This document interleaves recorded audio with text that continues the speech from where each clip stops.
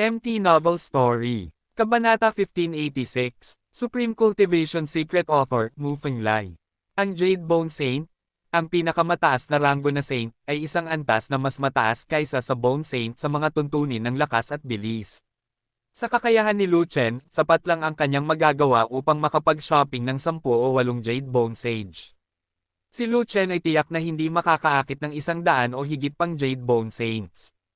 Hindi niya magagawang ganap na durugin siya sa mga tuntunin ng bilis ng mag-isa, at madali siyang napapalibutan. Dati, nagawang patayin ni Lu Chen ang napakaraming sage ng Jade Bone dahil suportado siya ng panatikong hukbo at may lahat ng uri ng malakas na suporta. Kapag nakalabas na sa Legion, si Lu Chen ay mayroon lamang isang pares ng mga kamay na nakakabasag ng langit, paano niya haharapin ang napakaraming santo ng Jade Bone? Dagdag pa rito, ang libu-libong Jade Bone Sage na iyon ay aatake sa lungsod, at malamang na hindi silang lahat ay lalabas para habulin si Lu Chen. Ang pagpapadala ng daan-daang tao ng random ay sapat na para makainom si Lu Chen ng isang palayok. Naramdaman ni Zuozu na lumabas si Lu Chen bilang isang pain, at hindi sulit na akitin siya. Pagkatapos mangyaring umupo sa Legion at makatiis sa mga pag-atake ng 19,000 Bone Tattooed Saint sa turn. Nakapagdesisyon na si Lu Chen at may mga tiyak na paraan sa kanyang mga kamay, na hindi mahikayat ni Zuozu. Pero kailangan mong ipangako sa din na kung mabubuhay ka, babalik kang buhay. Nang makitang determinado si Lu Chen na pumunta, alam ni Zuozu na hindi niya ito mapipigilan, kaya wala siyang pagpipilian kundi ang sabihin, kung aakitin mo ang 1,000 santo ng Jade Bone, ang pagtatanggol ng pader ng lungsod ay ibibigay, sa din.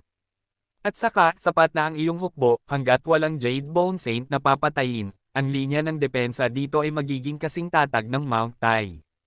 Tumango si Lu Chen kay Zuozu, pagkatapos ay ibinaling ang tingin kay Linhua, handa ka na ba? Kahit kailan. Isang hakbang pasulong si Linhua at tumabi kay Lu Chen, naghihintay sa susunod na galaw ni Lu Chen. Hindi pa tapos ang discussion with the orcs below, may konting oras pa tayo, wait for me.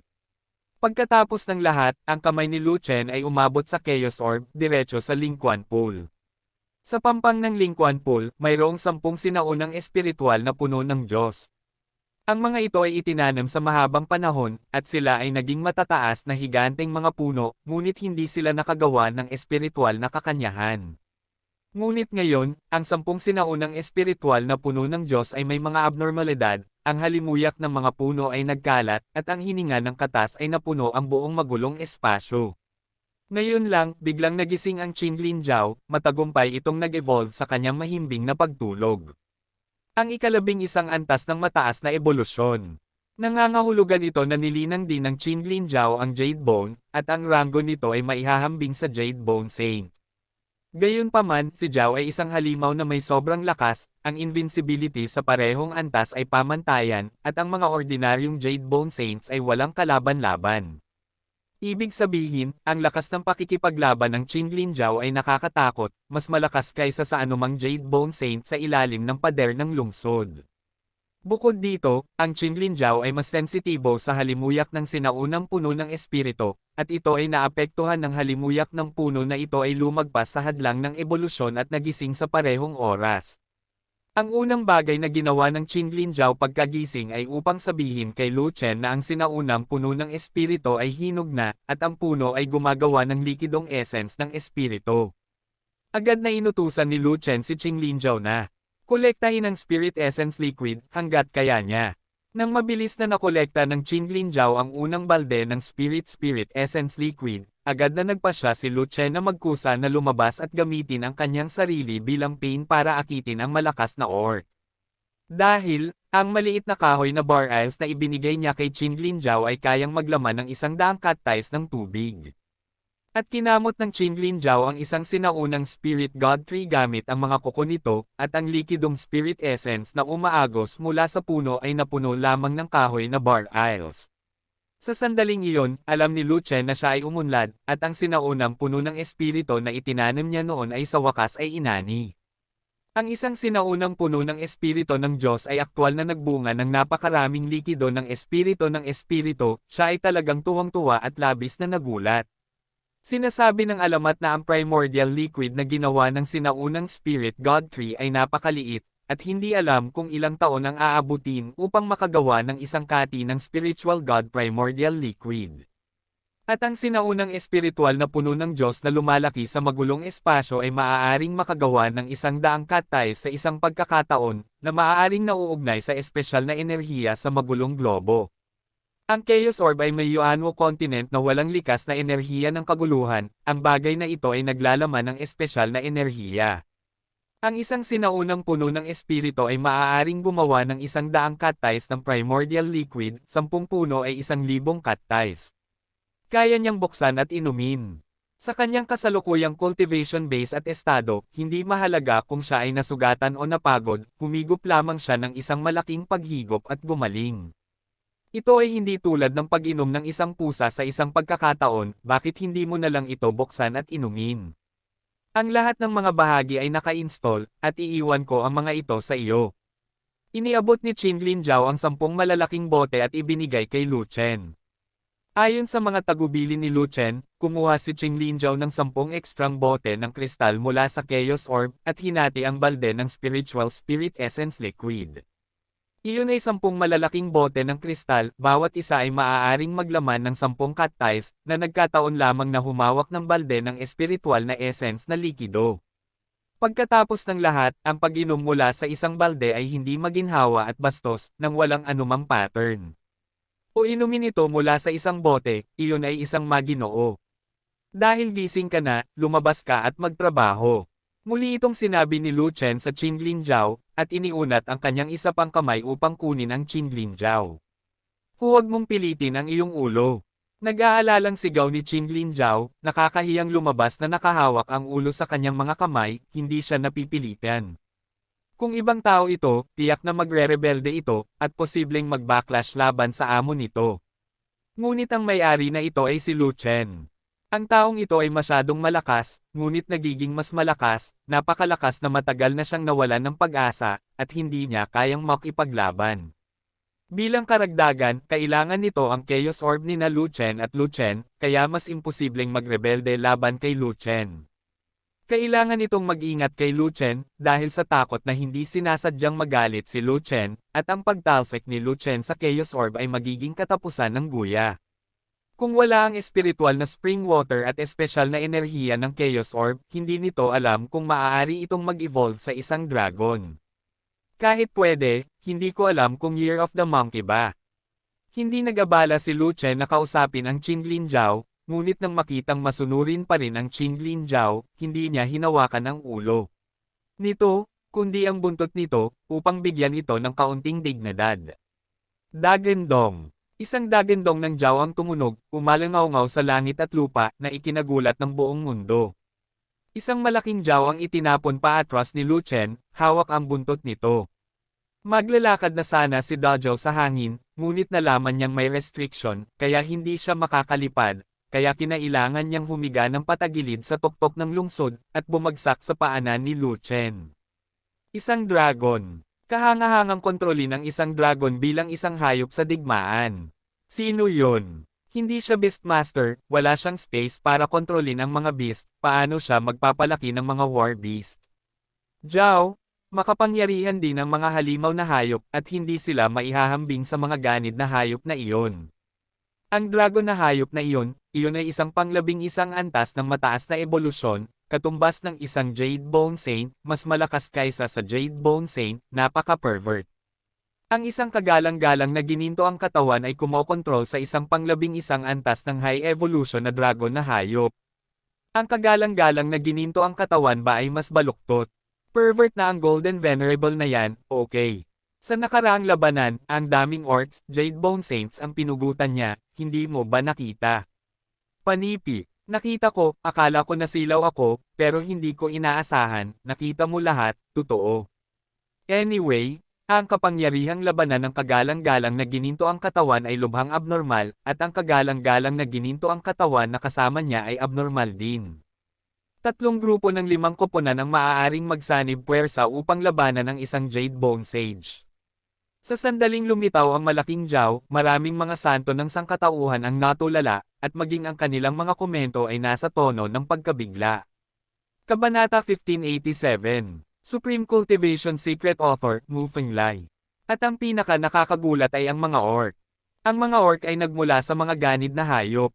Kahit ilang libong taon na ang kanilang pag-evolve, mayroon pa rin silang malabong dugo ng mga ganid na hayop.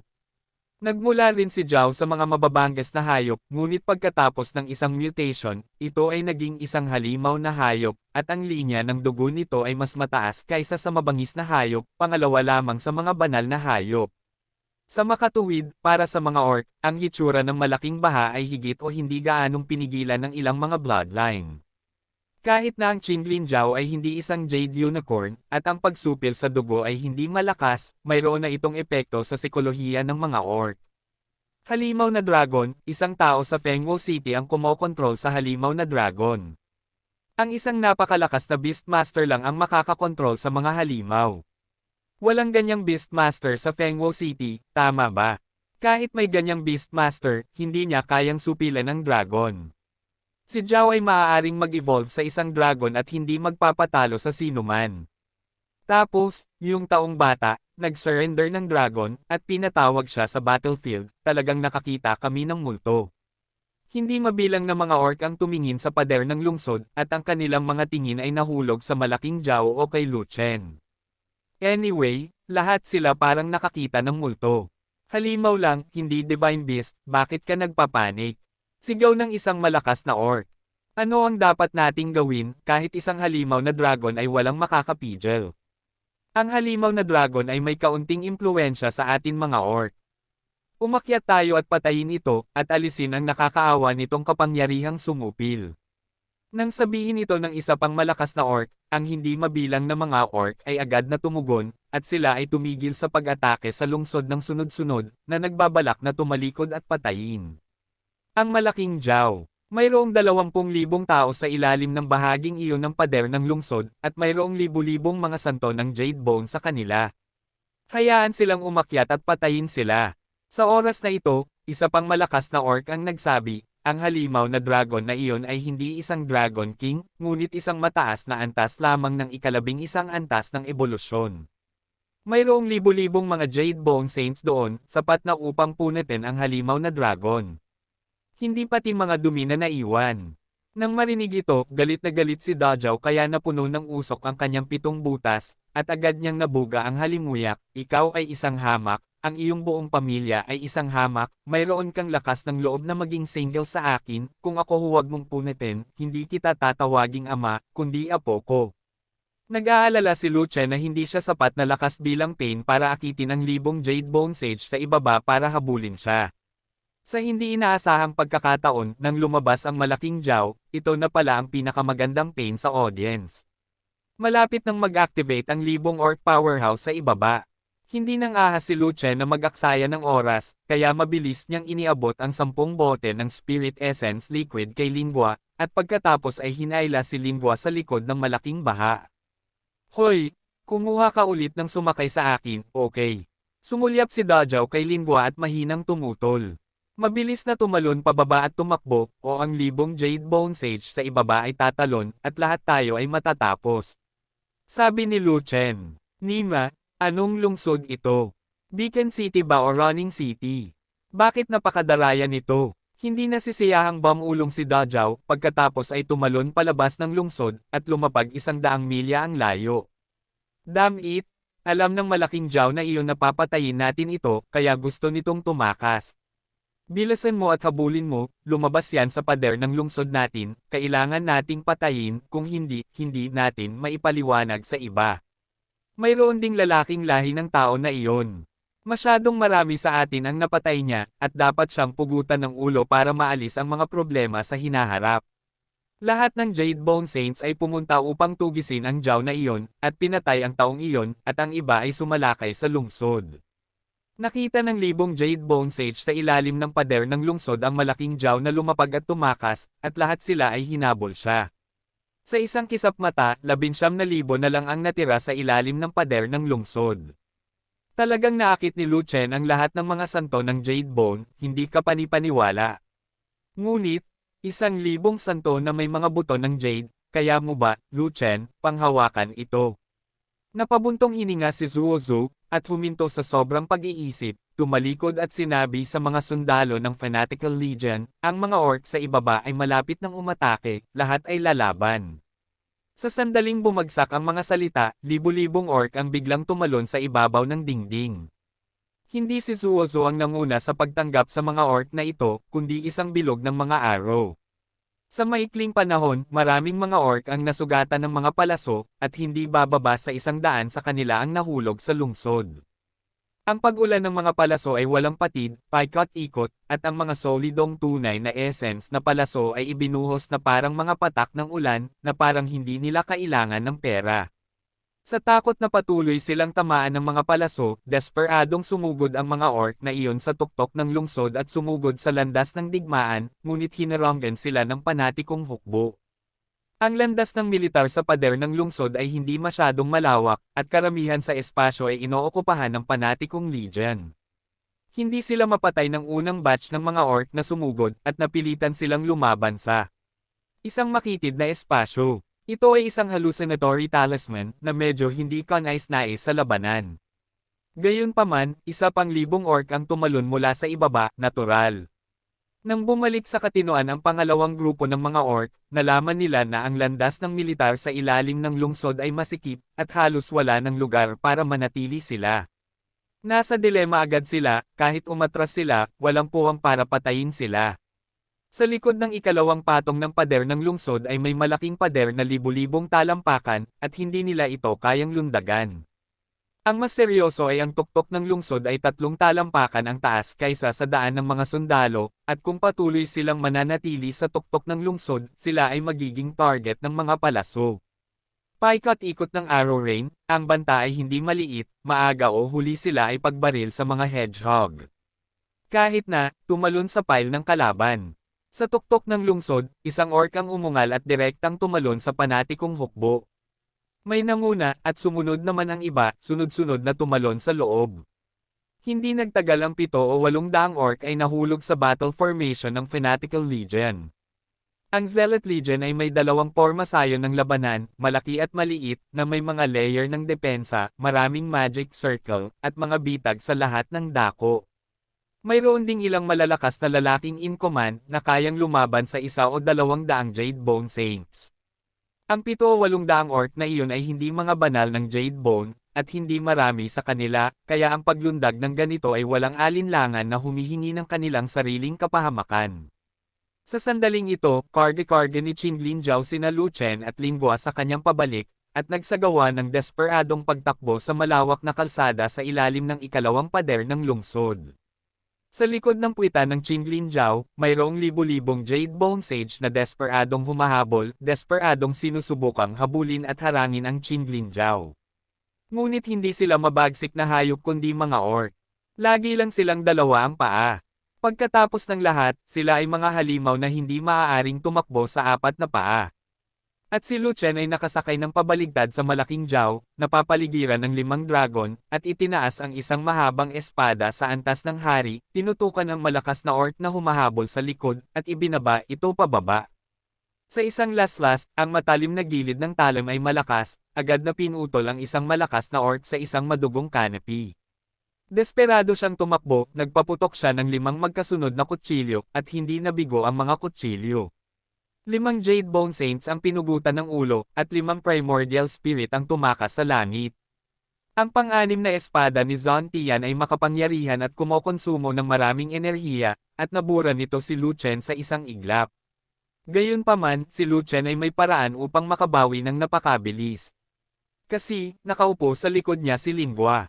Kabanata 1588, Supreme Cultivation Secret Author, Mu Fenglai. Ipinatong ni Lin Gua ang isang kamay sa balikat ni Lu Chen, direktang binibigyan siya ng espesyal na espiritual na enerhiya sa pamamagitan lamang ng isang layer ng armor, upang ang kanyang naubos na tunay na enerhiya ay agad na gumaling. Habang naghahatid ng espiritual na enerhiya kay Lu Chen, hinawakan ni Lin Gua ang isang malaking kristal na bote sa kabilang kamay, pinasok ang bibig ng bote sa bibig ni Lu Chen, at direktang binuhusan siya ng isang malaking subo ng espiritual na essence na likido, na nagpapagod sa kanya bumawi ang kanyang pisikal na lakas, sa isang iglap. Sa mabilis na pagbawi ng physical fitness at totoong enerhiya, at ang katotohanang hindi na kailangang tumakas kasama ang malaking dragon sa kanyang likod, natural na ginagamit ni Lu Chen ang kanyang espada upang patayin ang malalakas na orc. Nang makita ang kanilang mga kasama na patuloy na pinupugutan ng ulo, ang malalakas na orc na iyon ay nagalit kay Lu Chen, ngunit wala silang magawa. Alam nila na hanggat naharang nila ang malaking Jiao at binugbog sila, mamamatay si Lu Chen. Gayunpaman, hindi nila kayang patakbuhin ang malaking Jiao, at ilang hakbang na lang ang layo nila mula sa paghabol, ngunit hindi nila mahabol ang puwete ng malaking Jiao, at madaling pinugutan ng ulo ni Lu Chen, labis na naagrabyado. Sinubukan din nila ang iba pang paraan, tulad ng pag-atake sa hangin. Tapos, walang kwenta, masyadong mahina ang lakas ng air attack. Napakalakas ng pisikal na katawan ni Lu Chen, at nakasuot pa rin siya ng banal na sandata, kaya halos hindi maapektuhan ng air attack si Lu Chen. Kung hindi ito makakaapekto kay Lu Chen, hindi nito makakaapekto kay Lingua, ang Jade Bone Sage. Kung tungkol sa malaking Jiao, ito ay orihinal na makapal ang balat at makapal ang balat, kaya't ito ay makatiis ng isang pangharap na tama, at hindi man lang ito makamo ng KT kapag umatake mula sa hangin. Bagamat marami sila, hindi nila kinaya si Lu Chen na humiga at pinugutan sila ng ulo. Habang nagpapatuloy ang pagtugis, ang mga tao ay patuloy na pinapatay, at ang mga sama ng loob na espiritu ay bumangon at isa-isang tumakas. Mas kakaunti ang humahabol, lalo silang nababalisa. Kung magpapatuloy ang habulan, hanggang sa huli, libo-libo sa kanila ang tiyak na mapapawi. Ngunit natanggap nila muli ang gawain, dapat nilang patayin ang halimaw na dragon na baha, at alisin ang impluensya ng lahat ng mga orc, hindi nila ito magagawa kung hindi nila sila habulin. Kung ang halimaw na dragon ay pinahihintulutang tumalon ng walang kabuluhan, ang dugo ng halimaw na halimaw ay pinipigilan sa lahat ng dako, at lahat ng mga orc sa larangan ng digmaan ay apektado, paano lalabanan ang labanang ito? Gayunpaman, ang katotohanan na si Lu Chen ay sumakay ng pabaligtad at hinabol ang kaaway pagkatapos ng massacre ay hindi lamang nagulat sa kaaway at sa amin sa buong ikalawang pader ng lungsod, ngunit nagulat din ang mga tao sa unang pader ng lungsod, at kahit na maraming mga mandirigman ng tao sa lungsod ang napansin. Napakagaling ng binatang iyon, saang lugar ba siya galing? Sa kapangyarihang iyon. Ano ang tawag dito? Ang kanyang pangalan ay Lu Chen, at siya ay mula sa lugar ng King Kenji's Mansion, at ang pangkat na kinabibilangan niya ay Tianhuang Academy. Sikat na sikat ang Lu Chen na ito sa lugar ng Kangwang's Mansion. Napaka-pervert ng batang iyon. Ang kanyang kapangyarihan sa pakikipaglaban ay palaging hindi naaayon sa kanyang kaharian. Yan ang martial arts talent na may malaking potensyal. Si Shuzi Martial Dao Chanzhou ay isang walang katulad na Chanzhou. Sinasabing kapag nasa kalahati na siya ng hakbang ng pagdadalisay sa mga Diyos, may kapangyarihan siyang patayin ang gininto ang katawan. Bitiwan mo ako, isa na siyang kagalang-galang, at nagkaroon siya ng gininto ang katawan, hindi ba ang kapangyarihang panlaban iyon? Panipi, tingnan mo kung gaano karaming mga santo ng Jade Bone ang namatay sa likuran niya, at maaari mong tansyahin ang kanyang kapangyarihan sa pakikipaglaban. Sa itaas ng Jade Bone Saint at sa ibaba ng True King, ito ang kanyang combat power. Ang lakas ng pakikipaglaban na ito ay matatawag na Half-Step True King. Half-Step True King? Kailangan mong linangin ang mga buto ng Jade para magawa ito, ngunit nilinang lamang niya ang isang gininto ang katawan, at hindi siya isang santo, kaya kwalipikado siyang maging isang Half-Step True King. Eligibility. I don't think it has anything to do with cultivation, it should be linked to combat power, right? Sumasang-ayon ako. Makikita mo na ang Jade Bone Sage ay pinutol na parang gulay, at ang kanyang lakas sa pakikipaglaban ay umabot sa antas ng isang half-step True King. Aminin ko na abnormal ang kanyang combat power, pero nakapatay siya ng mga ordinaryong Jade Bone Saints. Hindi pa siya nakatagpo ng partikular na makapangyarihang Jade Bone Saint na ang lakas ng labanan ay umabot na sa Half-Step True King. I wonder kung kakayanin ni Lu Chen na labanan ang Half-Step True King. Marahil hindi. Ang Half-Step True King ay isang first-class na martial arts talent, at pinaikli niya ang embryonic form ng kapangyarihan ni Liu He. Si Lu Chen ay hindi kahit isang santo, kaya hindi siya maaaring maging kalaban ng kalahating hakbang na tunay na hari. Kahit na hindi siya ang kalaban ng Half-Step True King, hindi masyadong malaki ang gap. Kumpara sa atin, napakalakas na ni Lu Chen. Hindi mabilang na mga santo ng sangkatauhan ang nag-usap tungkol dito, at maraming papuri para kay Lu Chen, ngunit mas mababa lamang sa kalahating hakbang na totoong hari. Walang nag-isip na talagang makakalaban ni Lu Chen ang half-step true king. Pagkatapos ng lahat, si Lu Chen ay walang kahit na kapangyarihan ng isang santo, kaya mahirap ikumpara sa kalahating hakbang na totoong hari na nakamit ang prototype ng kapangyarihan ni Liu He. Gayunpaman, sa itaas lamang ng matayog na taas ng Fengwo City, dalawang figure ang lumitaw. Ang 2 taong iyon ay nakatingin din sa gulat, nakatingin kay Lu Chen, na nakasakay sa likod ng malaking Jiao, nilaslas ang kaaway gamit ang kanyang espada, na nagpapakita ng malaking kapangyarihan. Itong anak ang gustong turuan ng leksyon ni Haring Kang. Sumimangot si Luwang na may gulat sa kanyang mga mata at tinanong si Steward Liao sa ganitong paraan. Oo, ito ay. Nagulat na si Steward Liao, nanginginig pa nang sumagot kay Luwang. Hindi lihim na may kapangyarihan si Lu Chen na putulin ang mga santo ng buto ng Jade, at matagal na itong kumalat sa lugar ng Kang Palace. Ngunit talagang hindi niya naisip na si Lu Chen ay hindi lamang may kakayahang pumatay ng mga santo ng Jade Bow ng isa-isa, ngunit mayroon din siyang kapangyarihang makipaglaban upang patuloy na pumatay. 56 na po sa grupo ng mga makapangyarihang orc na humahabol kay Lu Chen ay nahulog na sa ilalim ng kutsilyo ni Lu Chen. Ito ay isang nakakagulat na bagay.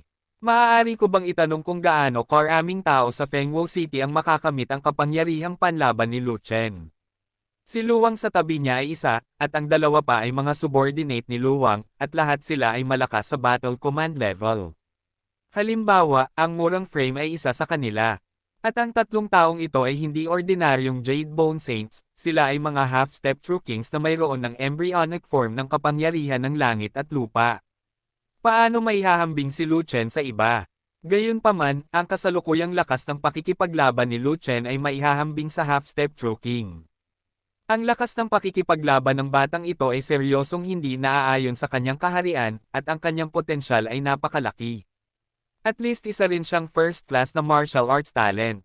Bumantong hininga si Luwang, at muling sinabi, hindi ko maisip, napakagandang martial arts sid lang, dapat siyang i-recruit ni Haring Kang, bakit handa siyang patayin? Hindi ba't sinabi ko sa iyo na hiniling niya kay Haring Ling na makipagtulungan sa mga tunay na hari ng ibang mga rehiyon, na nakagambala sa mga plano ng ating Haring Kang? Galit na sinabi ni Butler Liao, kung hindi mahihirapan ang aking Haring Kang, pagkatapos ng lahat, ang aking Haring Kang ay optimistiko tungkol sa kanya noong una. Hari ng Espiritu. Ang mga mata ni Luwang ay lumayo kay Lu Chen, at dumapo kay Lingua, na nakasakay ng pabaligtad na parang Lo Chen. Ang kaharian ng espiritong hari ay medyo naiiba sa katayuan. Dahil isa itong haring espiritu, dapat ay nasa level ng isang tunay na hari. Siya ngayon ay isa na lamang siyang Jade Bone Sage, at halatang medyo mababa ang kanyang cultivation level. Noong una siyang dumating sa Central Continent, wala man lang siyang Jade Bone. Paano siya makikipag-ugnayan sa kanya ng aking Haring Kang? Itinuturing ni Steward Liao si Luwang bilang isa sa kanya, kaya't maaari niyang sabihin sa kanya ng tahasan, kaya gusto ni King Kang na bigyan ng oras si Lingua na ma-promote, ngunit ginulo ng batang ito na si Lu Chen ang plano ni King Kang, sa tingin mo ba nakakapuot ba? Kabanata 1589. Supreme Cultivation Secret Author, Mu Fenglai. Ito, talagang ikinagagalit ni Haring Kang. Balak man niya o hindi, karapat-dapat siyang mamatay kapag sinira niya ang mabuting gawa ni Haring Kang. Tumango si Luwang, at muling sinabi, ngunit, ang batang ito ay may napakalaking dragon na baha upang tulungan siya, at malakas ang kanyang kapangyarihan sa pakikipaglaban. Natatakot ako na ang grupo ng malalakas na orc ay mamamatay lahat, ngunit hindi niya ito mapigilan. Panipi. Ito ay nangangailangan sa iyo, Commander Lo, na tumulong at tulungan ang batang iyon na si Lu Chen na umakyat sa langit at bumalik sa trono ng maaga, upang ako ay makabalik sa trabaho kasama si Haring Kang. Sabi ni Butler Liao, hindi lang ako ang may huling say sa Fengwo City, at ang City Lord ay nanonood.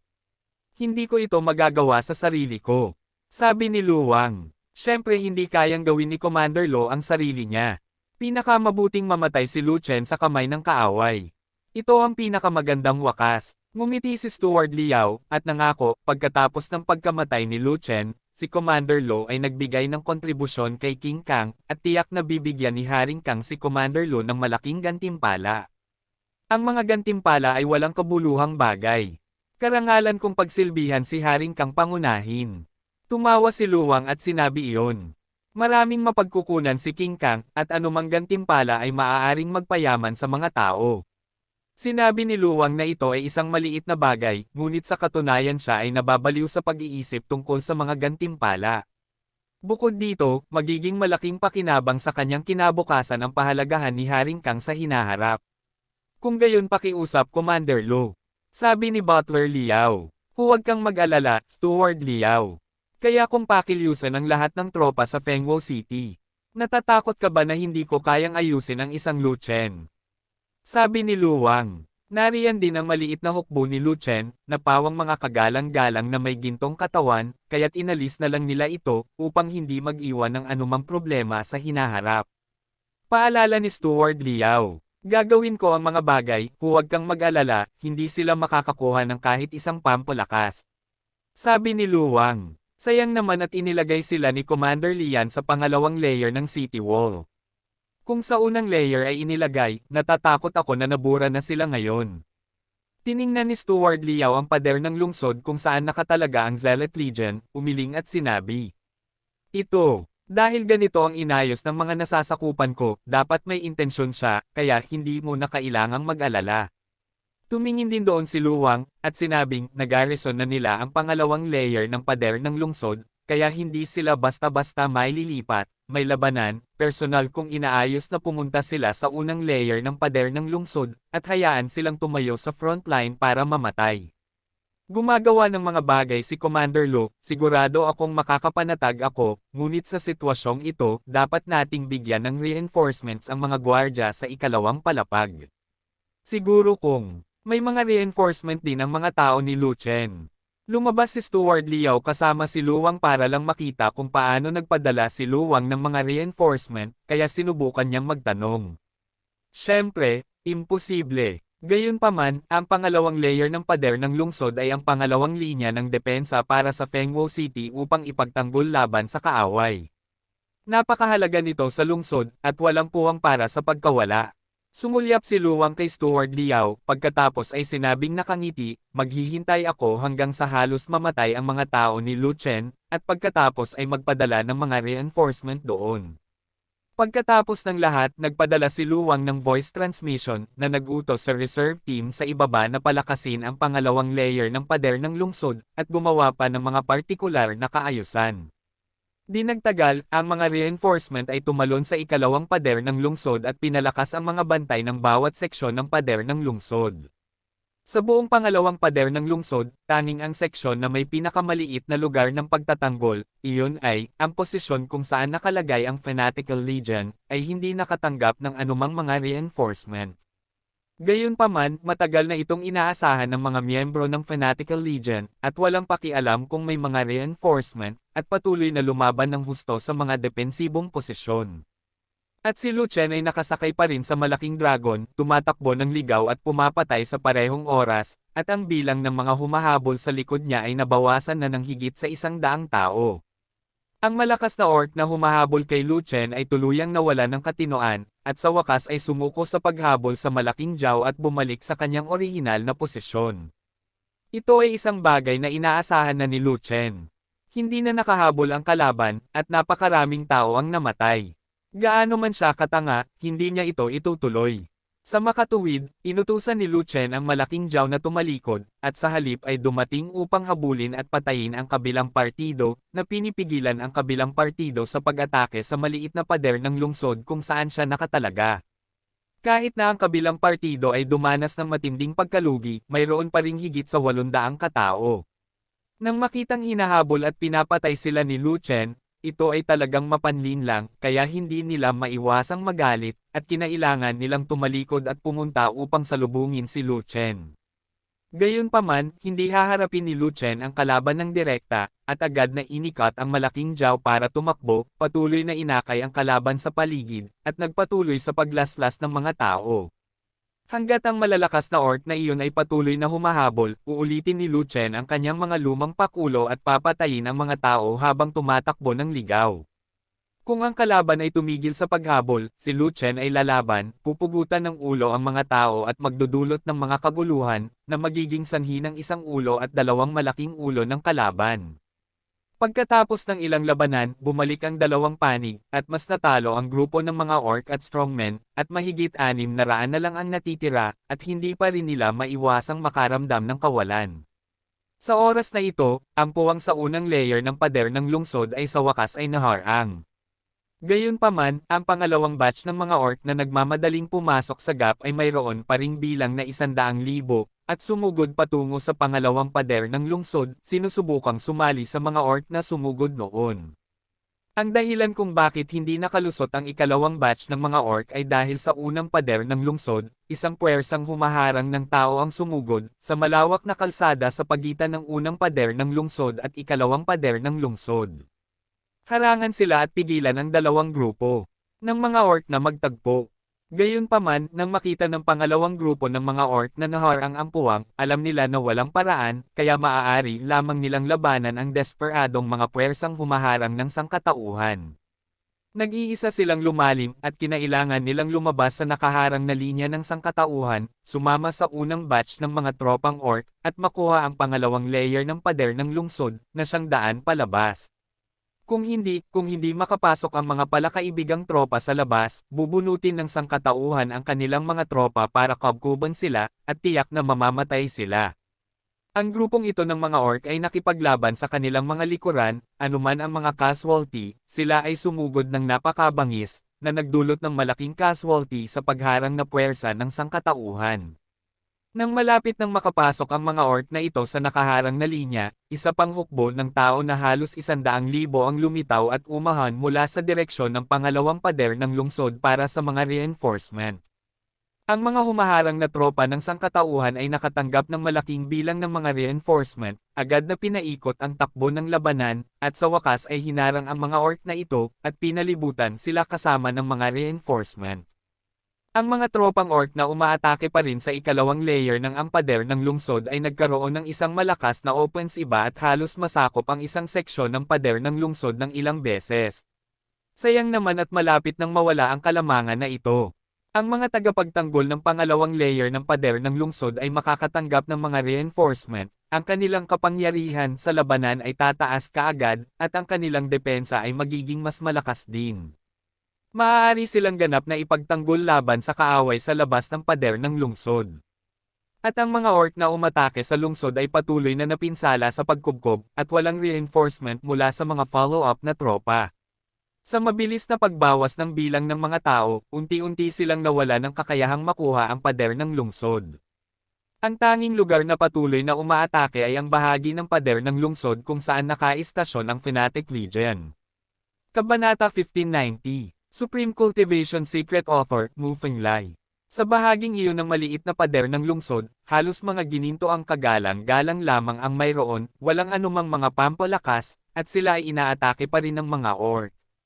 Sa depensibong linya ng mga pader ng lungsod sa magkabilang panig, mayroong isang malaking bilang ng mga santo na tropa, na matagal nang nagpatatag sa linya ng pagtatanggol, ngunit ang kanilang mga pinuno ay hindi nagdala ng sinuman upang suportahan ang Fnatic Legion dahil nakatanggap sila ng isang lihim na utos. Tahimik lang silang tumingin, pinapanood ang panatikong Legion na patuloy na nakikipaglaban sa madugong mga labanan, at nanatiling walang malasakit. Ang mga archery tower sa magkabilang panig ay nagbigay ng buong suporta noong ang mga pader ng lungsod sa magkabilang panig ay higit na kailangan, at natapos na nila ang mga gawaing itinalaga ni Lu Chen. Ngunit ngayon, ang mga pader ng lungsod sa magkabilang panig ay matagal nang natatag, at ang dalawang pakpak ng Fnatic Legion ay napakaligtas, ngunit ang Fnatic Legion ay mahigpit na nakikipaglaban. Nang makita ang kawalan ng utang na loob ng mga tagapagtanggol sa magkabilang panig, sina Kaniao at Wanyan ay labis na nagalit, at wala silang pakialam sa ganoong paraan.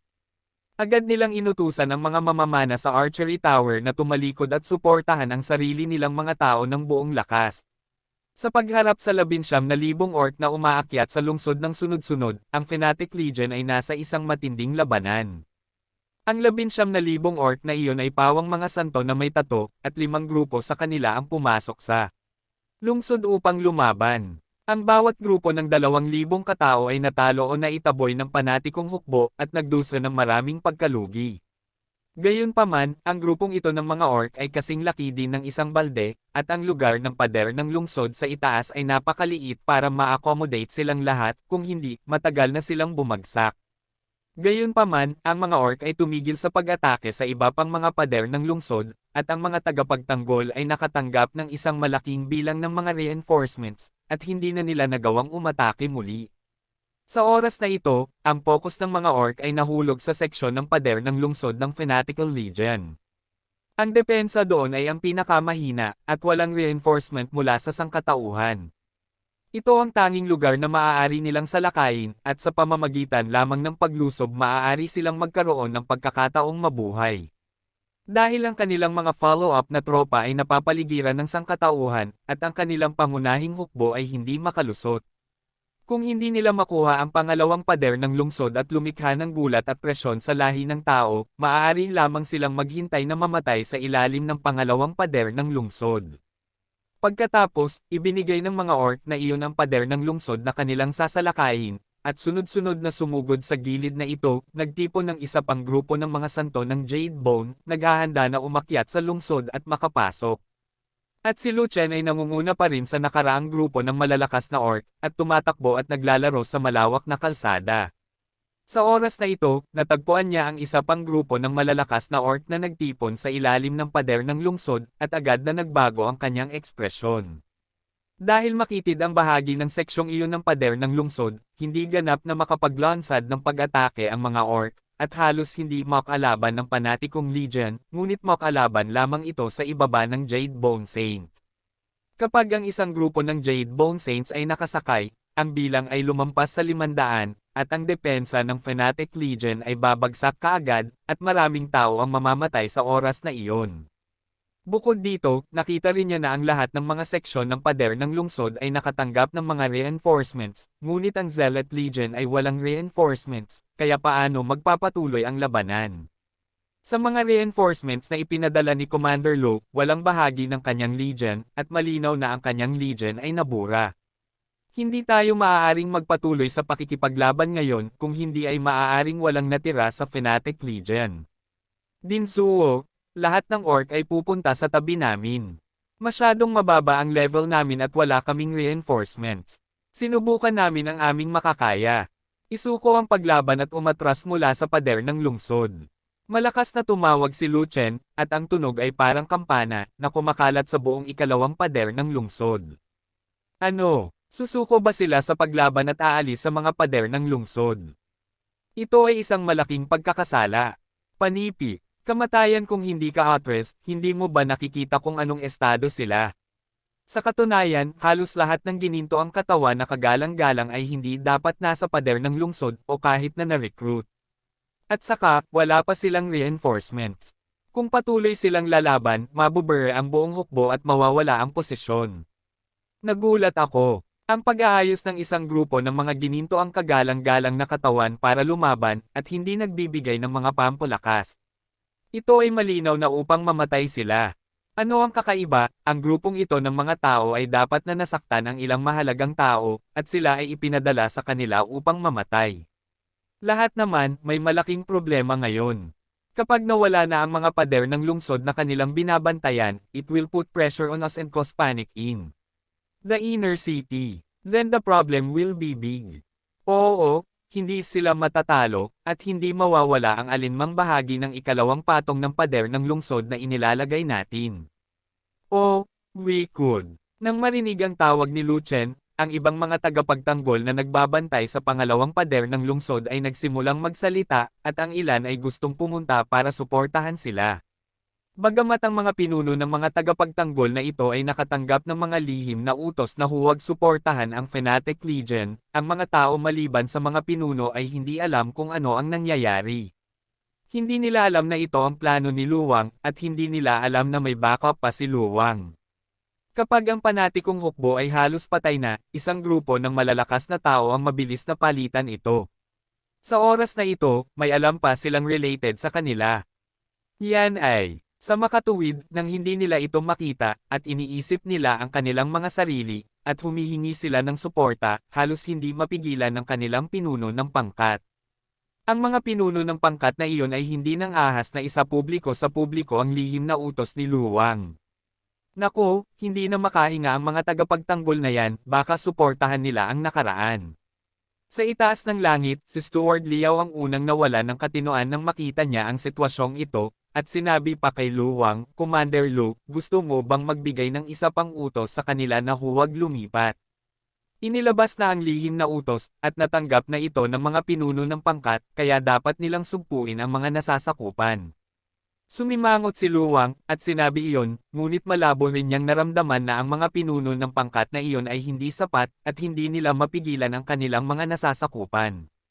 Ngunit talagang imposible para sa kanya na sabihin sa publiko na ang lahat ay hindi pinapayagang suportahan ang Tianhuang Academy. Siya ang Commander-in-Chief ng labanan ng Fengwo City. Hindi niya dapat ipaalam sa buong lungsod na siya ang nagpadala ng grupo ng mga gintong rebulto para mamatay.